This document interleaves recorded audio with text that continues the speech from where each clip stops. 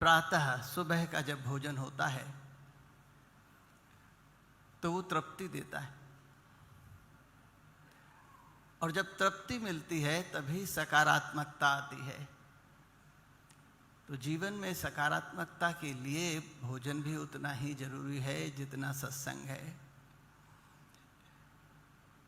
विचार करिए, यदि भगवान ने पेट नहीं दिया होता, भूख नहीं दी होती, तो क्या स्थिति होती? समाज कैसा होता अगर पेट नहीं होता तो? कई लोगों ने कहा कि बहुत अच्छा होता,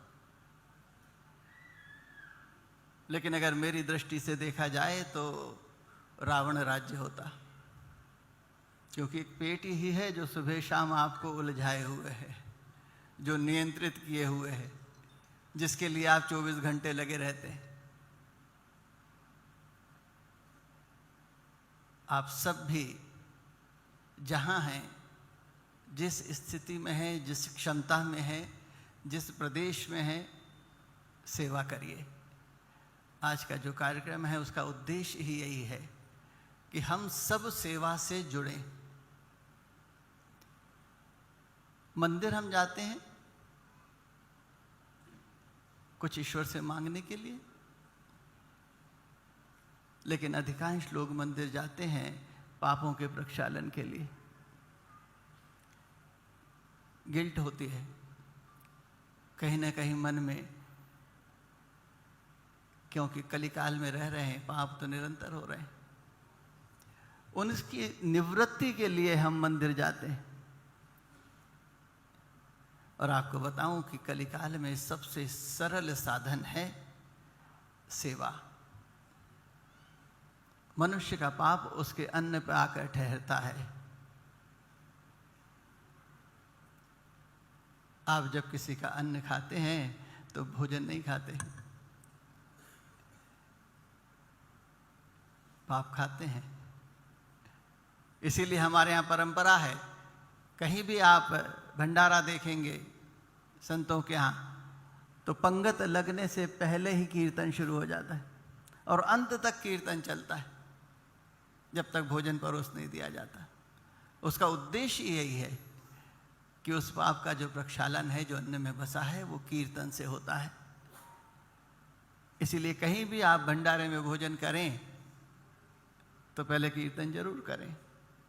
आश्रम में भंडारा होता है, उसके पहले जो अन्न क्षेत्र चालू होता है, जितने लोग आते हैं सबसे कीर्तन कराया जाता है। वो इसीलिए कराया जाता है कि उन्हें नहीं पता कि वो शायद पाप खाएंगे। अन्न की शुद्धि कीर्तन से होती है। तो पेट भी भरना है और शुद्धता के साथ भी भरना है।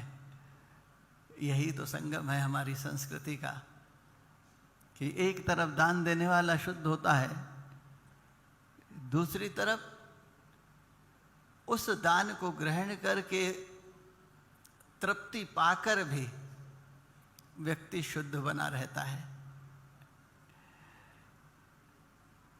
आज देश को आवश्यकता है स्वयं की सुरक्षा की। हम सब नवरात्र में सप्तशती पढ़ते या सुनते हैं।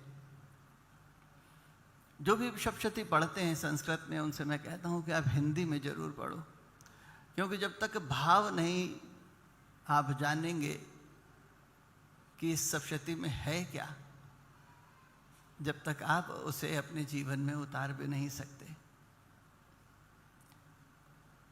सप्तशती में चौथे अध्याय में देवता माँ से कहते हैं कि भगवती, एक ध्रुमलोचन दैत्य था जिसको भगवती ने हुंकार से भस्म कर दिया था।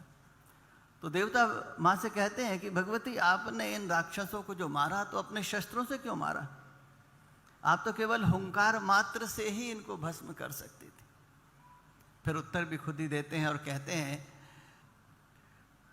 कि भले ही अभी तक ये नरक में जाने के लिए पाप कर रहे हों, लेकिन अब चूंकि आपके सामने आ गए हैं, आपका दर्शन कर लिया है, तो अपने खंग से स्पर्श कर इन्हें आप पवित्र बना रही हैं, मुक्ति दे रही हैं। हृदय में परोपकार की भावना और युद्ध में शत्रु का संहार, ये केवल सनातन में संभव है। भगवती ने यही किया जो आवश्यक था। उस समय शत्रुओं का संहार आवश्यक था, लेकिन हृदय में बैर नहीं था, शत्रुता नहीं थी, कल्याण की भावना थी कि मेरे शस्त्र से स्पर्श होकर ये भी मुक्ति पाएंगे। आज समय की आवश्यकता है कि हम सबको एक सूत्र में रहना होगा, संगठित रहना होगा। पर्यावरण, जल, भोजन, इन सब का सम्मान करना होगा, क्योंकि सम्मान करने से ही सम्मान की प्राप्ति होती है। आप जो कर्म करके छोड़ते हैं, कहते हैं दुनिया गोल है, ऐसे ही कर्म चक्र भी गोल है। आप जो कर्म करके छोड़ेंगे वो घूम के वापस आपके पास आएगा। इसीलिए विचार करिए, मनुष्य इसीलिए है क्योंकि वो मननशील है, तभी वो मनुष्य कहलाता है। इसीलिए मनन करिए, विचार करिए, ईश्वर ने क्यों भेजा है, क्या उद्देश्य है। अभी हमारी अंदर चर्चा चल रही थी कि श्लोक है कि आहार निद्रा भय मैथुनम च सामान्य में तथा पशुभि नराणाम धर्मो हि तेको अधिको विशेषो धर्मेण हीना पशुभि समाना।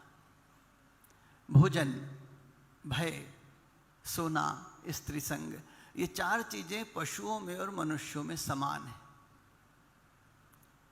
मनुष्य की विशेषता धर्म है, और अगर धर्म नहीं है तो वो पशु के समान है। आदरणीय अशोक भाई साहब जी ने बताया ना कि सार क्या है, परोपकार पुण्याय पापाय परपीड़नम। यदि आप सक्षम हैं, समर्थ हैं, मन में भावना है, तो आवश्यक नहीं है कि आप करुणा धाम में करें। आप जहां हैं, जैसे हैं, जिस अवस्था में हैं, सहज अवस्था में जहां आपको अवसर मिले वहां आप परोपकार जरूर करिए, क्योंकि एक परोपकार ही है जो मनुष्यता बचाए रखेगा। आप सब यहाँ पधारे, आप सबका बहुत बहुत धन्यवाद। जय मां।